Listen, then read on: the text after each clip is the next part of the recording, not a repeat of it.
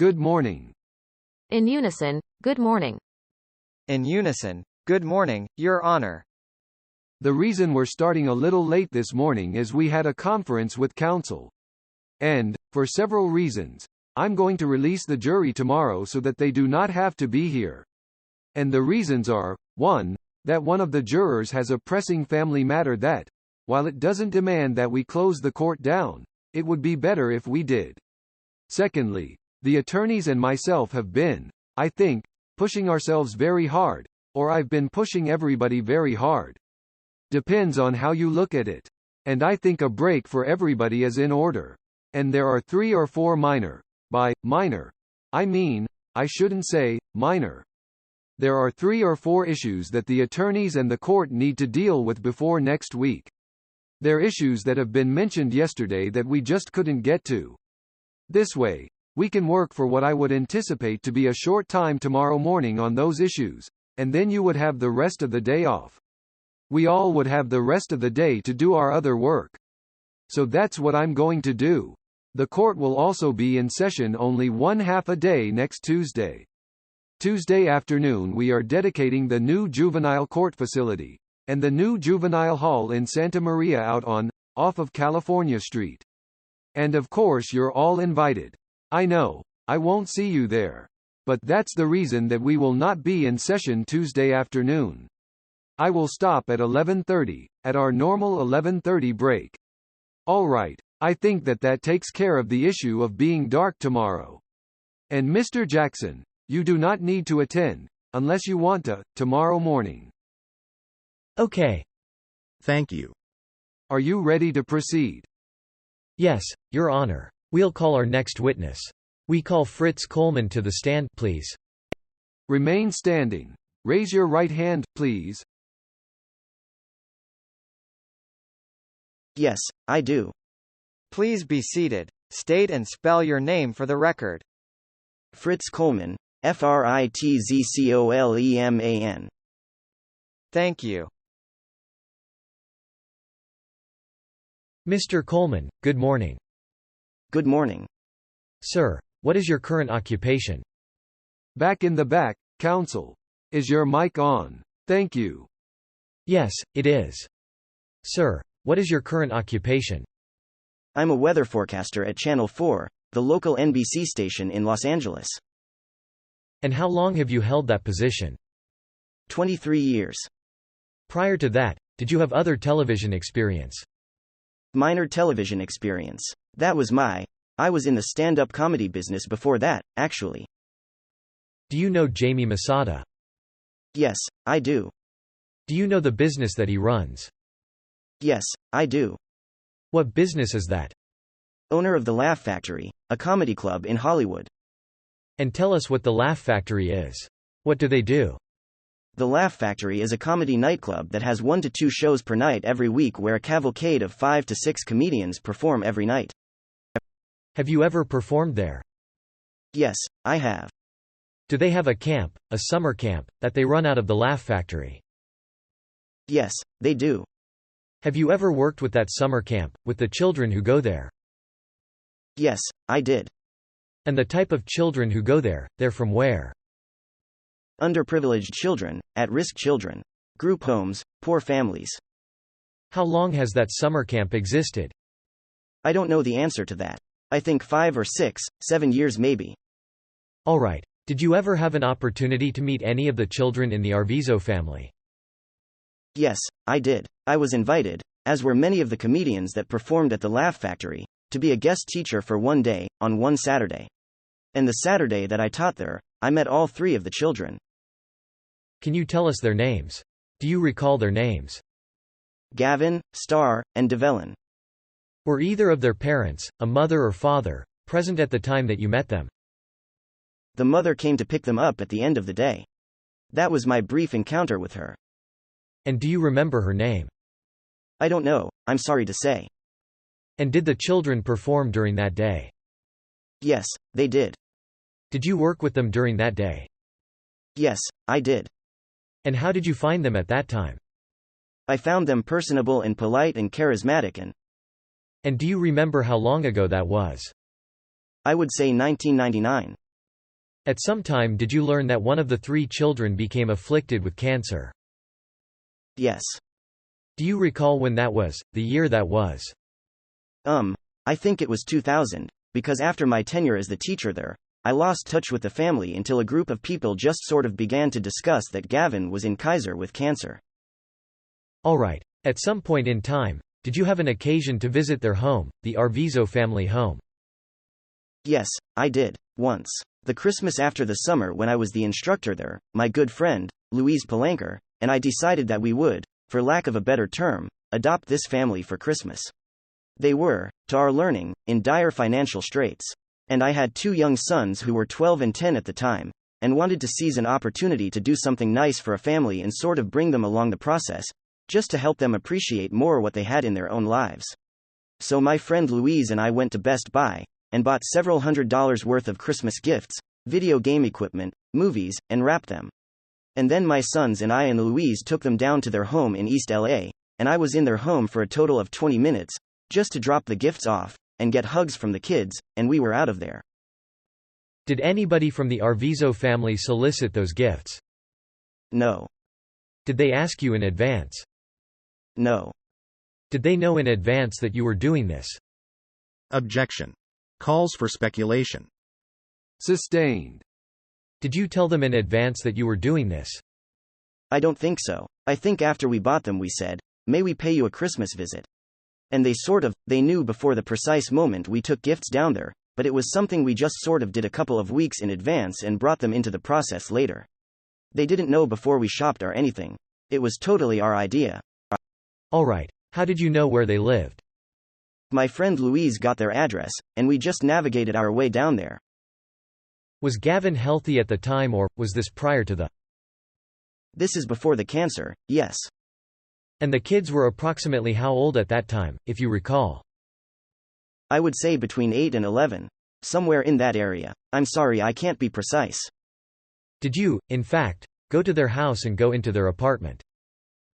Yes, I did. Do you have a recollection of what the apartment looked like? Yes, it was very small. Very clean. And I remember that the room was partitioned with sheets, because there were, with the 3 children and the 2 adults, 5 people, living in a very small space. I was just stricken with how small it was. And the small space you're describing, was it more than one room? I didn't take a tour of the home. It seemed like it was one room. Again, partitioned by these sheets that they had set up to sort of divide areas of the room. When you were there, did you have a conversation with any of the members of the family? Yes. The people who were there. I'm not actually sure if the father was there. But I remember the mother being there, and the 3 children. And it was really a very brief encounter. 15 to 20 minutes. Would you describe the mother's reaction to your bringing the gifts? Very thankful. The children, very thankful. I got the feeling that this might have been the only Christmas they were going to have.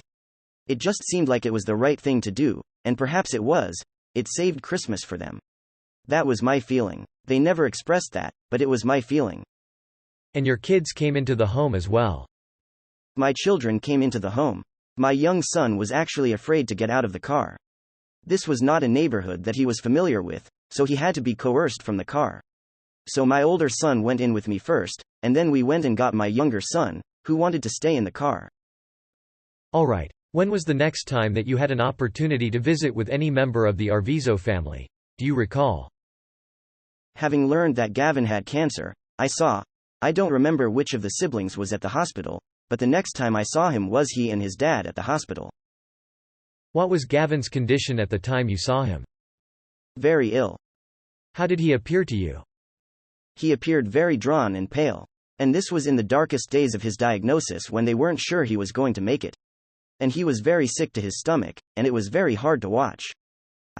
Alright. How many times do you believe you visited him at the hospital? Several. I would say between 3 and 5, if my memory serves me. During the period of time that he was ill, were you involved in any fundraising efforts on behalf of either the Arvizos family or Gavin Arvizos specifically?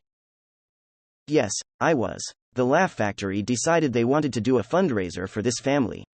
It was apparent to us that they needed the money, because David was not working. He was staying every night at the hospital with Gavin, and so we thought it would be a good idea. I'm not exactly certain where this idea came from. I'm assuming it was Jamie Masada, because he did those things all the time, charity events at the club. And so I was happy to be involved. I was happy to make an announcement on my television station about it. My station was very liberal in allowing me to do community outreach charity events like that, as long as I didn't benefit from them personally.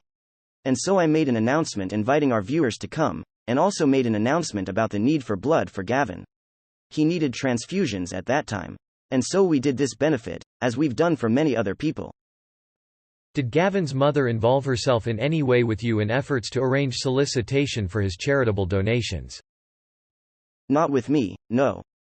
Did she ever have a conversation with you at all about that? No. Did you have a conversation with any member of the Arvizos family for that? No, my relationship for that fundraiser was totally with Jamie Masada. He spearheaded the evening, and I was just doing sort of what he suggested. Do you remember if the fundraising effort actually occurred? Yes. Was that at the Laugh Factory? Yes. Tell us where the Laugh Factory is. It's the corner of Laurel Canyon and Laurel Avenue and Sunset Boulevard in Hollywood.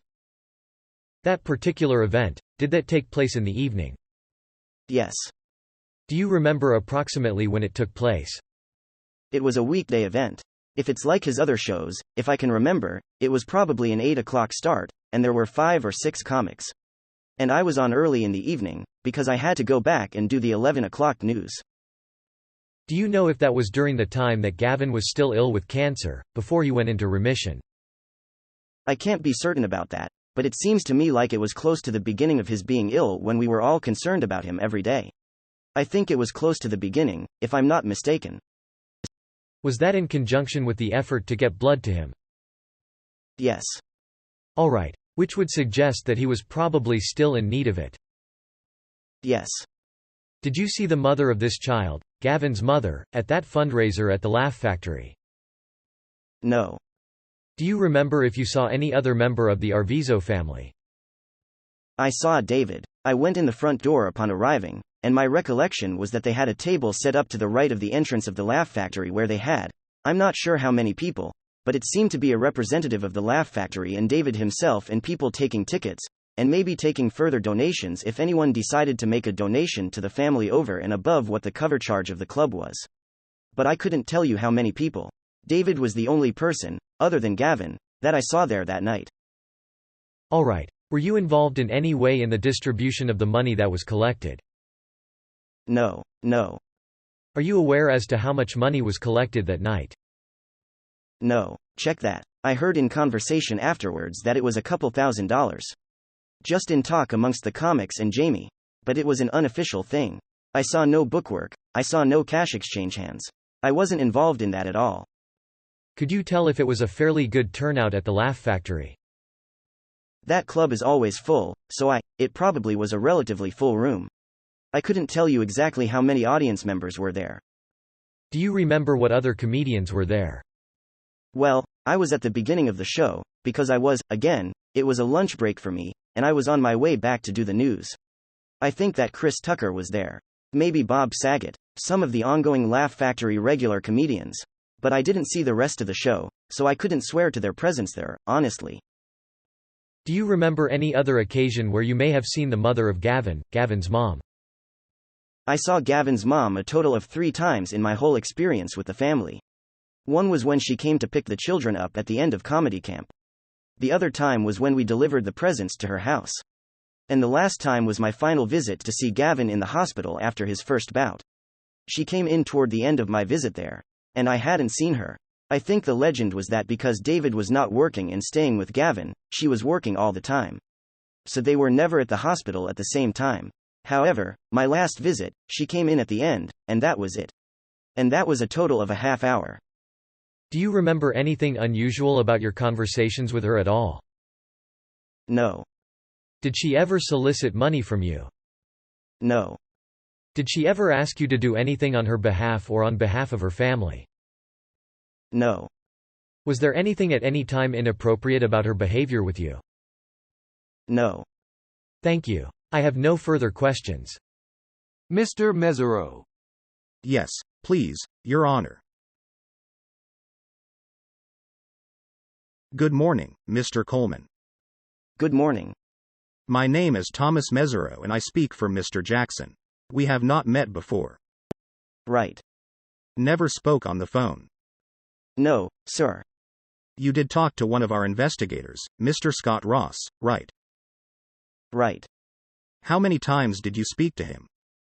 2 times in person, 1 time when he did the initial interview, and 1 time when he issued my subpoena. And I think 1 time on the phone, I think. Okay. When did you first meet the Arvizos family? I met them at the comedy camp, as I stated earlier, which was a Saturday in the summer, I think, of 1999. It was a 1-day encounter with them, because each of the instructors was only there for 1 day. Okay. Now, at that point was Gavin ill? No. Okay. Approximately when do you recall Gavin becoming ill? I remember learning about it. I'm real fuzzy about this, anywhere from 6 months to a year after I met the family. I'm sorry, I'm. Okay. And approximately when do you think the fundraiser took place?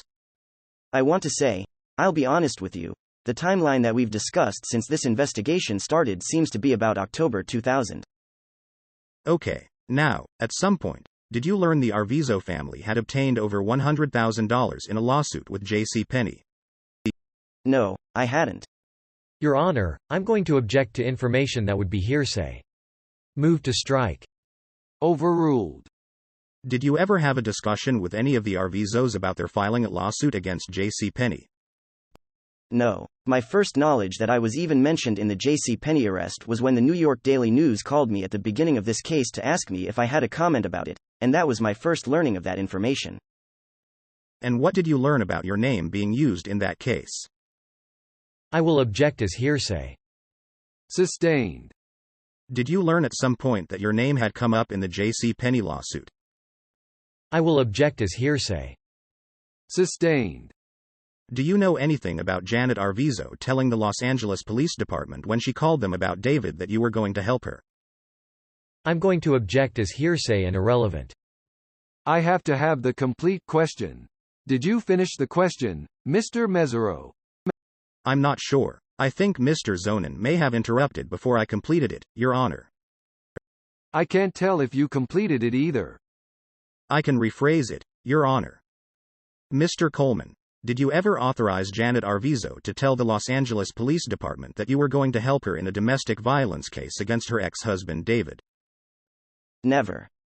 Did you ever learn that she had told the Los Angeles Police Department, Fritz Coleman, Kobe Bryant, and Michael Jackson are going to help me in my case against my husband? Yes, I did. Where did you learn that? I learned it from a New York Daily News reporter who was calling me to get comments about this particular case. And did you respond? I said I knew nothing about it.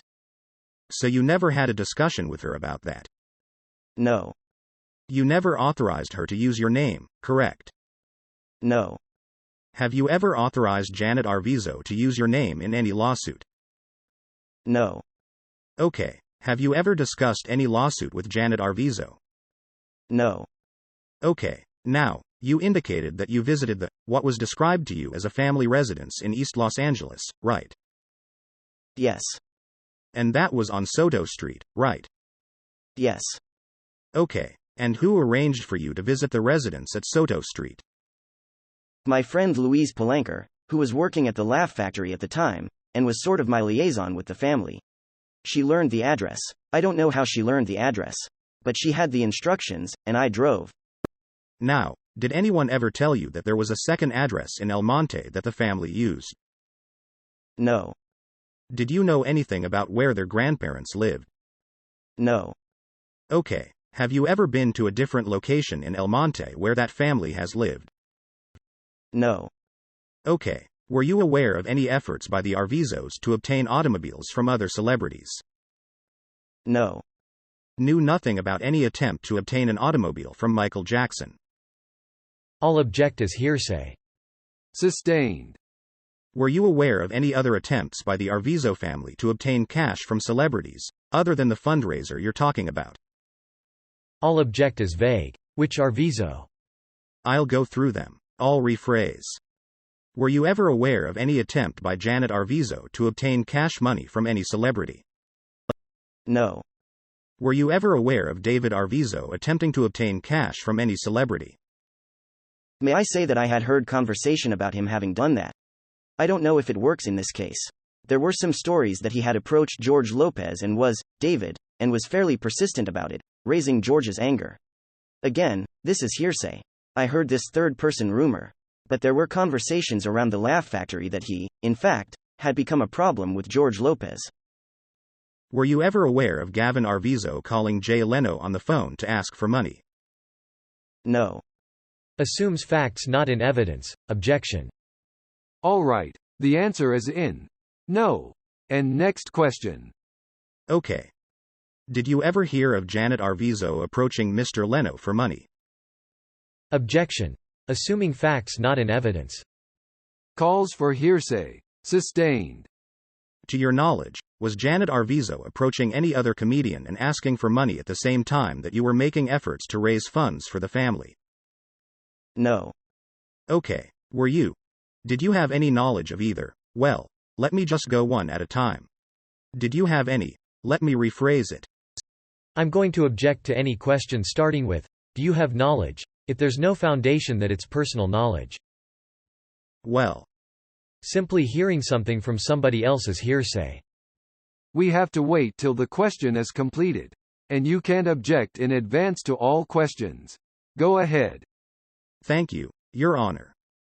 Mr. Coleman, obviously you were involved in efforts to raise money for the Arvizo family, right? Yes. And the motivation for your efforts was your belief that the Arvizo family needed money for medical expenses, true? I would say that my understanding was that the Arvizo family needed money, and my involvement wasn't because of a specific need for medical expenses. It was just that I had been to their home and know that, for whatever reason, they needed money. But you had mentioned to our investigator, Scott Ross, on one occasion, that it was your belief that you were raising money for medical expenses for Gavin, correct? That may have been part of the conversation, but I think my original desire to be involved with it really wasn't that specific. I just said, yes, not even needing specific areas where the money would go. Did you know that the Arvizo family was engaged in any other fundraising efforts at the time that you were doing this? No. Did you know of any newspaper ads saying chemotherapy costs $12,000 a session? Do you know anything about that? No. Okay. And did you ever have a discussion with any of the Arvizos about whether they had insurance coverage that was paying all the medical bills? No. Okay. Did you know anything about efforts to solicit funds or benefits from Los Angeles police officers? No. Okay. Now, I assume you met Star Arvizo, correct? Right. Devellin Arvizo, right? Uh-huh. Obviously Gavin. Yes. And you met his mother. Yes. And you met David. Yes. Did you meet any other people that were related to the Arvizos, to your knowledge? No. And you visited their home on Soto Street in East Los Angeles how many times? Once. And was the purpose, in your mind, for you to donate something to the Arvizos? It was. My purpose in it was to teach my children something, which was we're going to do something for folks who can't afford to have a really good Christmas like we always have. And Louise and I don't know when the conversation came up, said that this would be a great way for us to do that, to take care of the Arvizos, that we had become very fond of because of comedy camp, and to do this for my kids. It was a spur of the moment thing. That was the only reason. Now, correct me if I'm wrong. I think you said in response to the prosecutor's questions that it was your belief David Arvizo was not working, right? Well, I don't see how he could have been, because he was at the hospital every time and slept overnight in an adjacent bed. So I think we all assumed that he had taken a leave from work or was not between jobs or something. No one told me that. It was just sort of what we observed. And did you know at that time whether or not Janet Arvizo was actually working? I was told that she was, which was why we never saw her at the initial few visits to the hospital. Okay, you mentioned a blood drive. Uh-huh. Or I think the prosecutor mentioned a blood drive. Were you part of any effort to put together a blood drive for Gavin? I wasn't part of putting it together. I made an announcement on television about this benefit, which I'm allowed to do unofficially all the time. And in the context of that announcement, I mentioned that we're also trying to find some blood for this child. But I wasn't part of the organizing of the drive, or the location, or the times, or the official carrying out of the event at all. Were you ever aware of Michael Jackson putting together a blood drive for Gavin? No. Okay, so you never participated with Michael Jackson? No. In any fundraising activity? No. Or blood drive activity? No. Okay, now, who told you this family was impoverished? Well, the prerequisite to be in the comedy camp was to be from a needy situation. They had children who were from group homes with disciplinary problems, emotional problems, or people from poverty-stricken areas. That was Jamie's mandate, so that them just being in attendance at this comedy camp sort of put them in that area. Now, this would have been before Gavin became ill, correct? Right. That was my first meeting with him, which was the summer of '99. Now, when you first met the Arvizos before Gavin became ill, was it your understanding that David was employed? I didn't have an opinion about it at that point. I knew nothing about the family's personal life. I just knew that they were probably in these circumstances because they were there.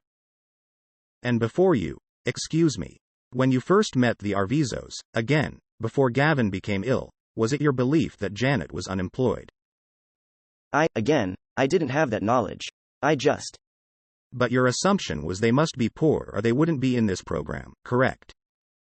Absolutely. And you never had made any effort to find out whether they were working or not working, right? No. Did you know whether or not they were collecting welfare? No. Did you know whether or not they were collecting disability benefits? No. Do you know whether or not they were collecting food stamps? No, sir. Okay. Were you aware of their being in any other programs for impoverished families? I knew nothing about their personal life at all. Now, you were active in the Laugh Factory at that point, right? Yes. And were you active in organizing this summer camp that you've described? No, I was a guest teacher. Every Saturday they had a different guest. Arsenio Hall and George Lopez and Bob Saget and comedians who worked there regularly would donate 8 hours a Saturday. We had one instructor per Saturday, and this happened to be my particular Saturday when I met the Arvizos. Who did you believe was responsible for deciding who is impoverished and who needs help at the Laugh Factory? The decision was Jamie Masada's. It was his club. It was his program. And I'm assuming that, well, I shouldn't assume.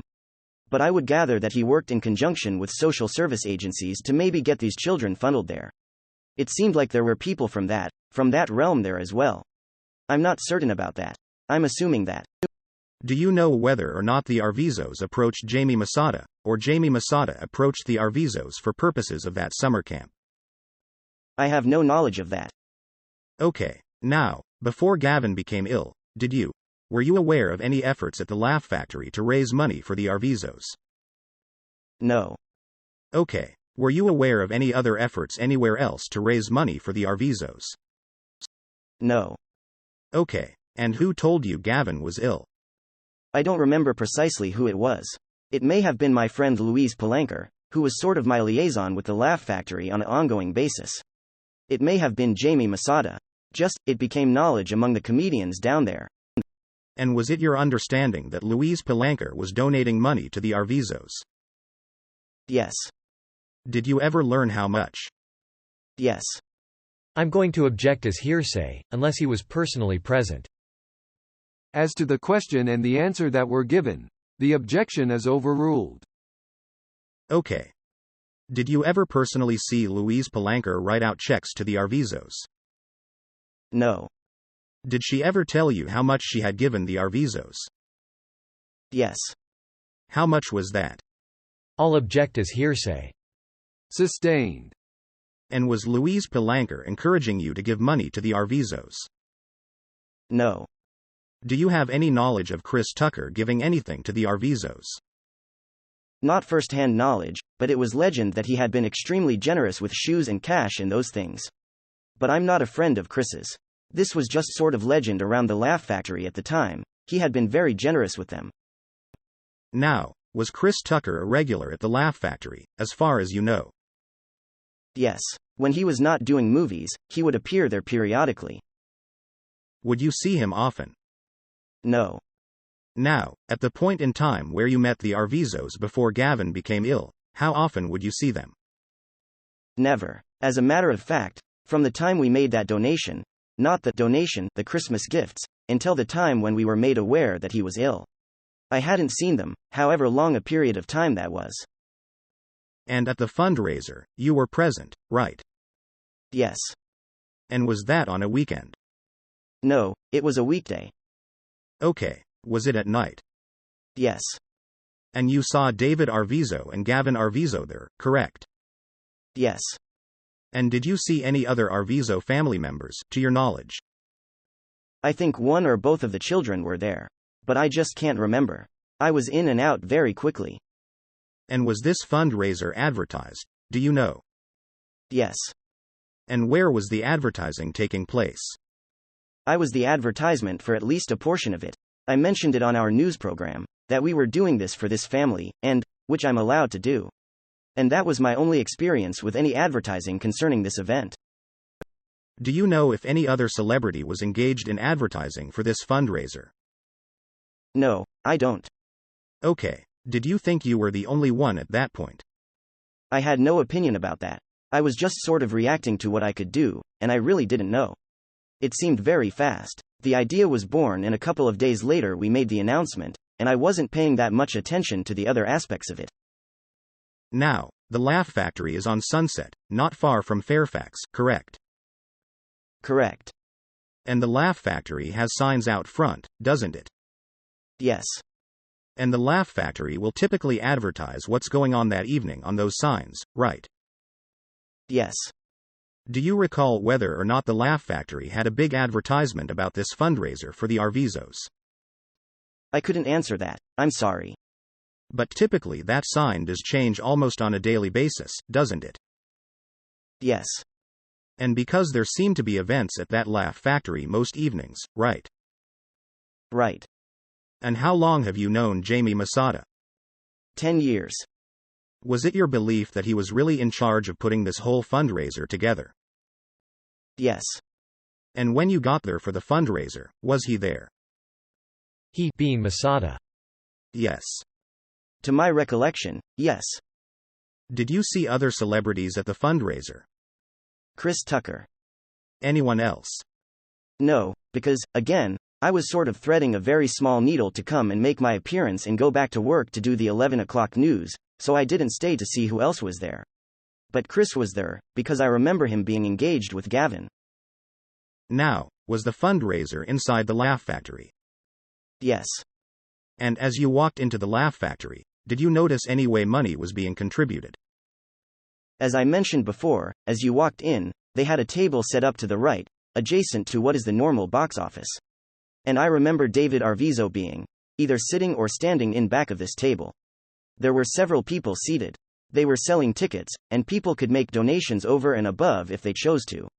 I didn't pay any attention to the transactions that were going there. I was just sort of walking through this foyer into the main club. And when you walked into the Laugh Factory, did you see Gavin anywhere? Yes. Where did you see Gavin?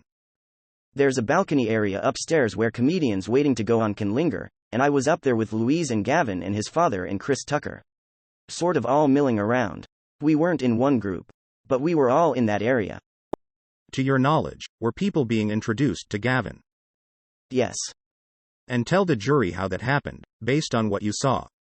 I mean, would people be led upstairs to see Gavin? Not necessarily. It was sort of very unofficial and informal. When the people would drift in and out of that little room, people would come up and introduce themselves. They knew who he was. And I really can't delineate between who he knew and who he didn't know, to be honest with you. I wasn't paying that close attention. Were there photographs of Gavin at the fundraiser? I think so, yes. And where did you first see a photograph of him? I can't recall. Okay. Do you recall Kobe Bryant being at that fundraiser? No. Did you ever see? If he was there, again, I was only there at the beginning of the evening. He may have later, but I didn't see him. Approximately how many people did you see at the fundraiser? I saw about 2/3 of a room full of people, which was my point in the evening at the beginning. Whatever that turns out, 100, 150 people. Do you know if any requests were made for cash at that fundraiser by anybody? I have no recollection of that. Do you know if people were typically paying by check? Did you see this? No, I didn't pay any attention to the money transactions at all. Do you know if Jamie Masada was getting any portion of the money that was raised? I have no idea. Did you ever discuss that with him? No. And I think you said that you have no idea how much was raised, correct? No. The conversation after it was over was a couple of $1,000s. We did pretty well. It was a couple of $1,000s. It was really just to raise awareness about Gavin's condition.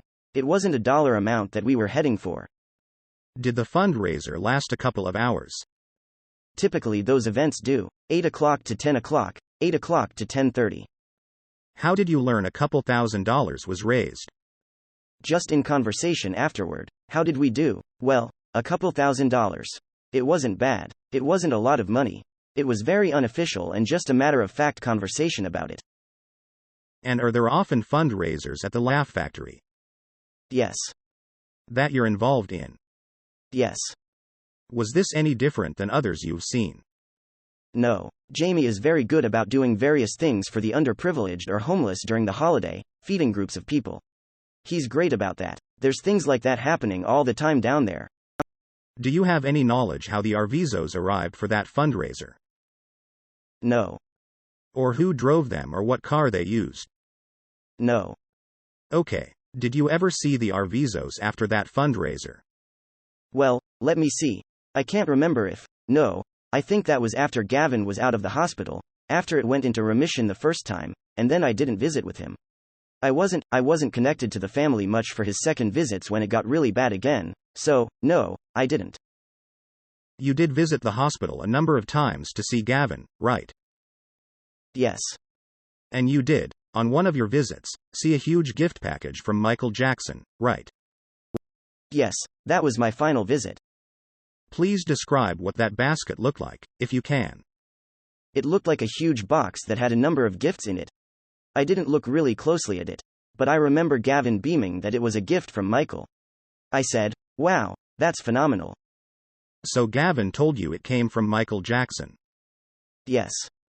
Did you ever discuss Michael Jackson's gift basket with any other member of the family? No. You saw that gift basket obviously before your family made a trip to Soto Street to what was described as the Arvizo residence, right? No, the Christmas gift giving from me was before Gavin even got sick. Okay. That was my second encounter with him. That was the Christmas after I had met them at comedy camp. Gavin got sick after that point. Now, was it your understanding when you visited Soto Street before Gavin was ill that you were trying to contribute to an impoverished family? Right. And at that point in time, how did you determine they were impoverished?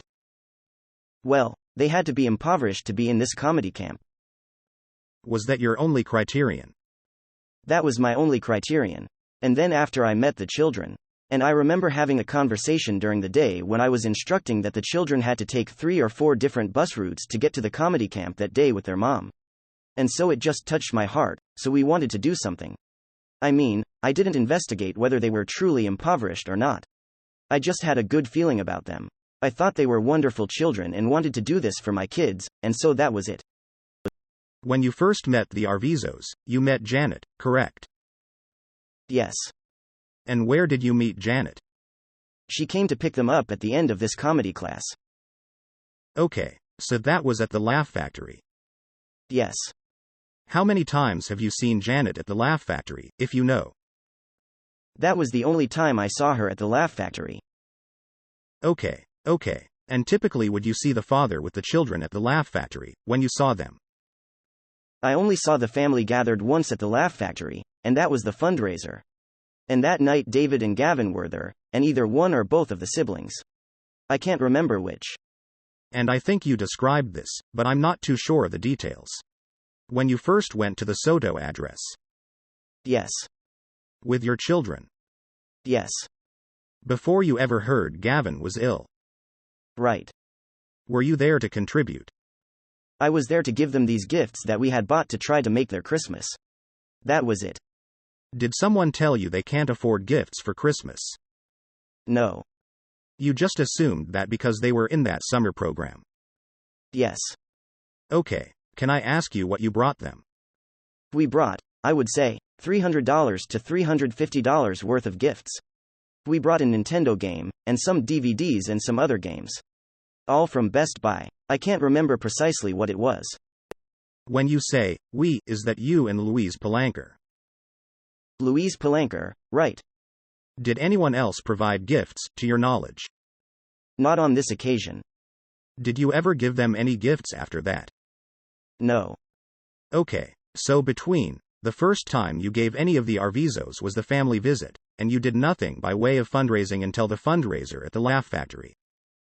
Exactly. Okay, and how much time elapsed in between, if you know?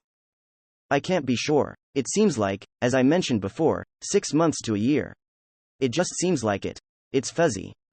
Mr. Coleman, do you know who asked you to advertise the fundraiser on the air? Nobody asked me to do it. I've done it for previous events like that. And I volunteered it immediately upon learning what they wanted to do. Nobody had to ask me for it. Okay, and after your family visited the Soto address, did you maintain constant contact with the Arvizos? No. They would write cards of thank you, and call me at work and say they appreciated it, but contact sort of dropped off a little bit after that. We all went our separate ways. Okay, would you see them from time to time at the Laugh Factory? No. Okay, was it your understanding they kept involved with Mr. Masada at the Laugh Factory? Yes. And what was that understanding based on? I have no specific understanding about it. I know that he sort of considers himself a mentor to many of those children, and went out of his way to maintain a contact with them, sort of unofficially. And when did you last talk to Janet Arvizo? The last time I spoke to her was the last day I went to visit Gavin in the hospital, when she had walked in late. And that was my first time I had seen her visit her son in the hospital. And that was it. Now, you say you often saw David there and not Janet. And how many times did you visit Gavin at the hospital? I'm saying between 3 and 5. I can't be more specific, I'm sorry. But every time I was there, David was there. And I'm sure we had discussed the fact that he was not working and he was staying overnight in the bed adjacent to his son. What was your understanding that Janet was working based upon? Was it just supposition? I can't name anything specific, but I think I might have discussed it with my friend Louise that, wow, she's having to work for both of them during this period of time. It's just a feeling I had. I didn't have any specific information about it. If I'm not mistaken, she was working. If my memory serves me right, she was working as a waitress at the time. Do you recall receiving any cards from the Arvizos? I think I did. I think I received a thank you note after the Christmas gifts were given. Do you recall what kind of words were on that thank you note? No, nothing dramatic, just. Okay. No further questions, Your Honor. Counsel.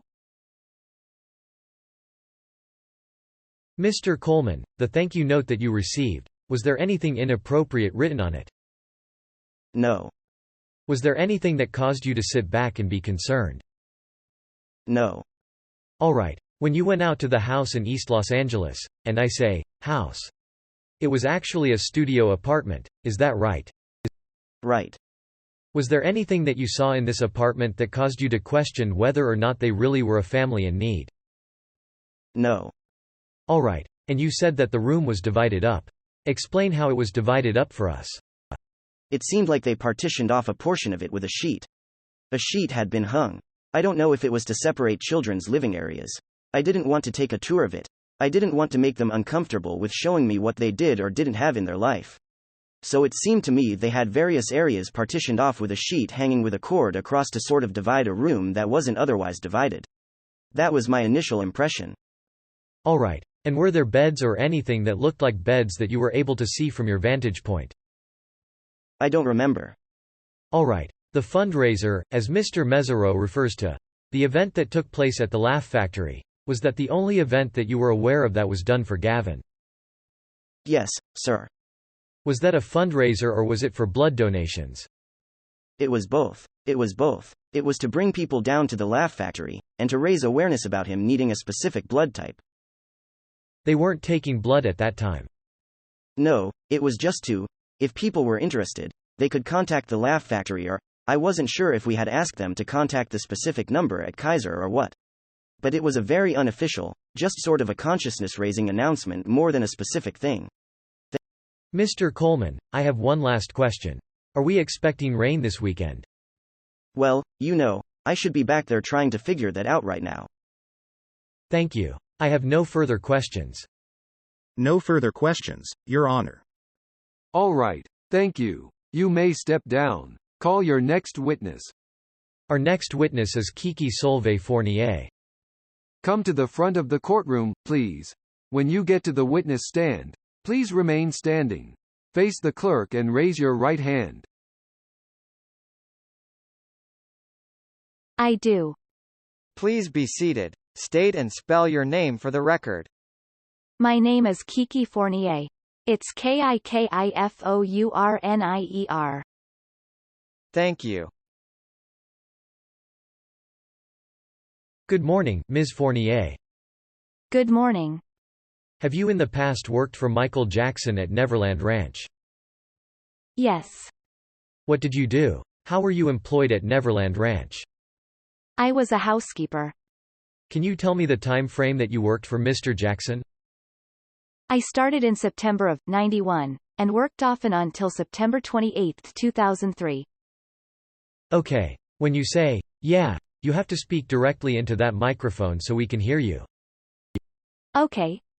When you say, off and on, can you give me a little more specific description of what that means? Well, I worked a couple years, and then I would take some time off. I had a child back in 1993 also, and then I would take a couple of years off, and then I would go back for a couple of years. And you said you left ultimately in September of 2003. Yes. Did you leave of your own accord? Yes. At any time have you ever been terminated as an employee from Neverland Ranch? No. Please describe your duties as a housekeeper at Neverland. Cleaning the main residence, cleaning the guest quarters, cleaning the theater. Would you have interaction with guests of the ranch? Yes. And would you do anything other than just cleaning? Serve food sometimes. Did you have a particular shift that you worked? Well, it varied. It depended on who wanted to work during the day, and who wanted to work at night. So I would sometimes more frequently work the nights. And describe for me what time frame we're talking about.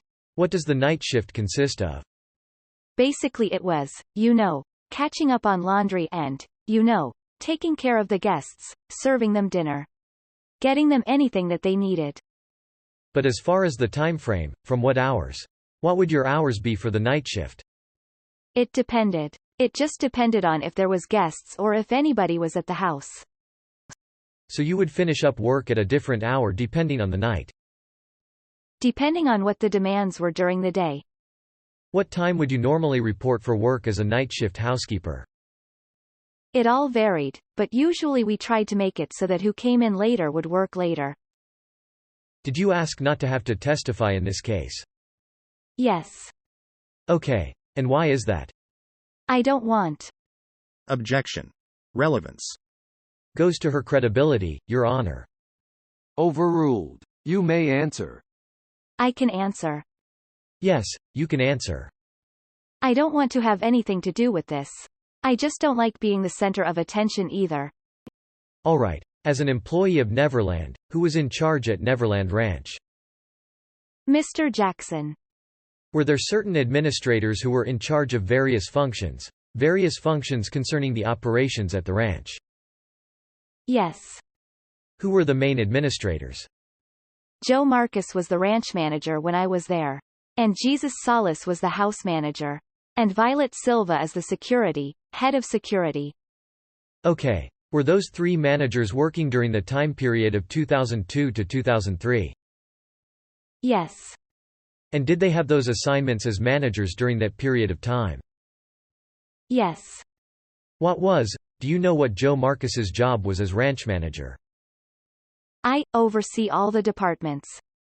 Okay. So would he oversee Violet Silva? Yes.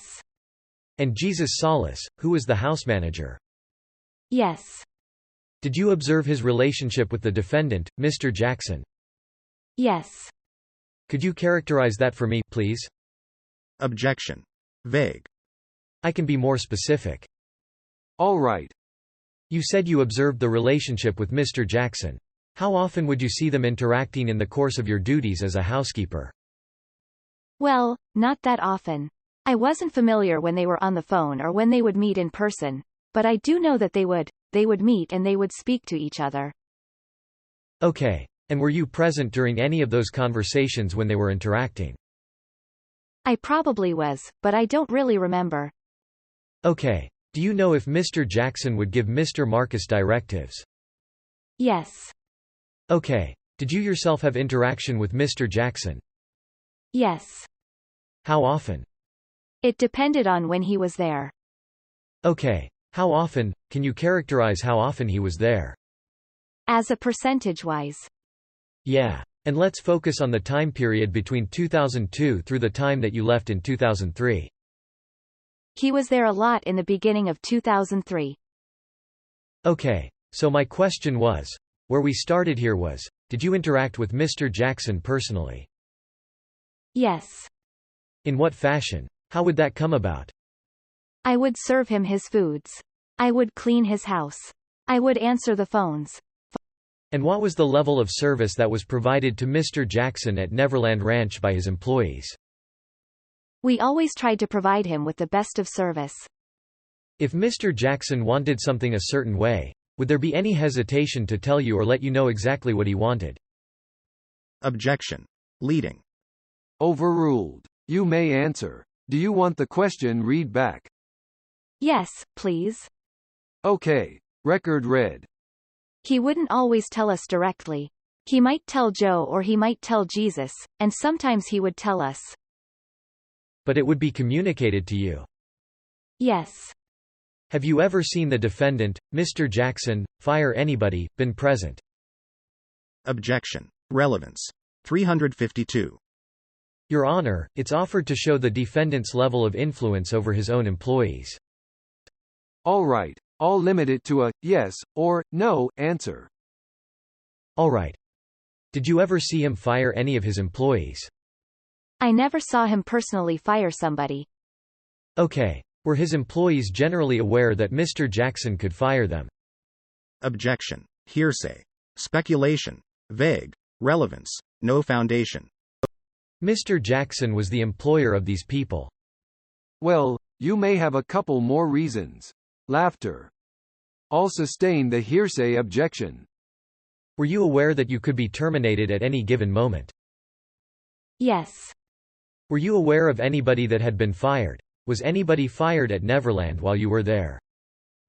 Objection. Relevance. 352. Foundation. Overruled. You may answer yes or no.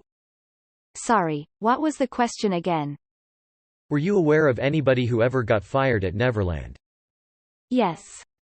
Do you know who fired them? Who was the person responsible for their termination? Objection. Foundation. Just answer that question, yes or no. Which answers your objection? Yes, I was aware that he had fired people, Mr. Jackson. And. Just a moment. I just wanted a yes or no answer to that. I'm sorry. So the answer is yes. Next question. When you were around Mr. Jackson in his presence, can you characterize his level of attention to the details of the services that were provided to him? Objection. Vague.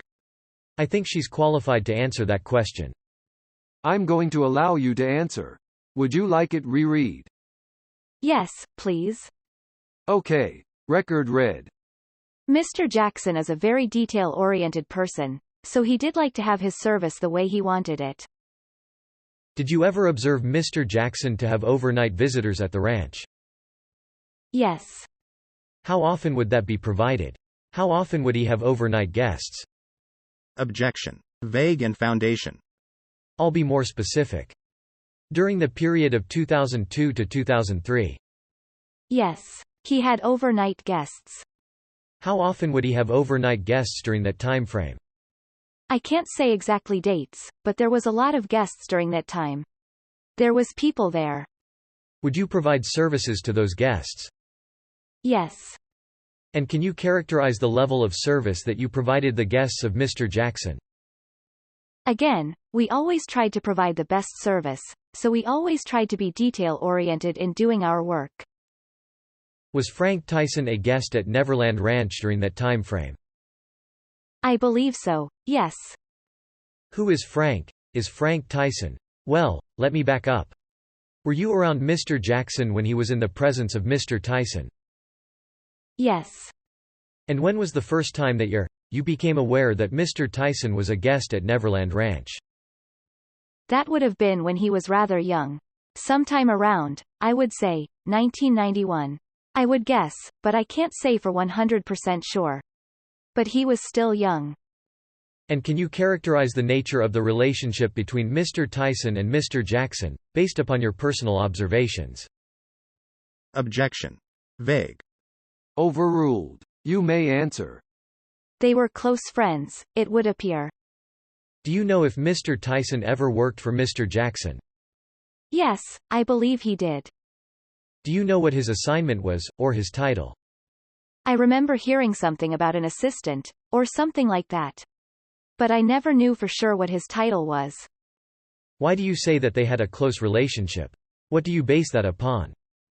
They were just together when they were at the ranch and they would talk a lot. And there was a lot of communication between them, it seemed. Okay. And how often was Mr. Tyson at the ranch, if you could characterize, during that period of, let's go back 10 years to when you first started? Objection. Vague. Overruled. Go ahead. You may answer. How often was he there? Yeah. You worked for Mr. Jackson for over 10 years, correct? Off and on, yes. And you just told us that you were aware of Mr. Tyson visiting the ranch sometime around the beginning of your employment there, correct? Yes. So over that time span, can you give us an idea of how much time these two people would spend together at Neverland Ranch that you saw? Objection. Just. I jumped the gun. Excuse me, Your Honor. Objection. Foundation. Sustained. Did you see Frank Tyson and Michael Jackson together at Neverland Ranch? Yes. Over that 10-year period, which you previously stated that Mr. Tyson began and was a guest of the ranch when you left, how often did you see them together? When Frank was at the ranch, they would be together often. And how often was he a visitor at the ranch? He could not be there for 6 months and then he could show up for a month, or, as an example. Or he could not be there for weeks, and then just come for a couple of days, and... Okay. Now, in the period of 2000, early 2003, did Mr. Tyson visit the ranch? Yes, I believe he did. Do you know if that was one of these month-long periods, or a couple of day periods, or something in between? I think he stayed for a while. Counsel, we'll take our break. All right. Thank you.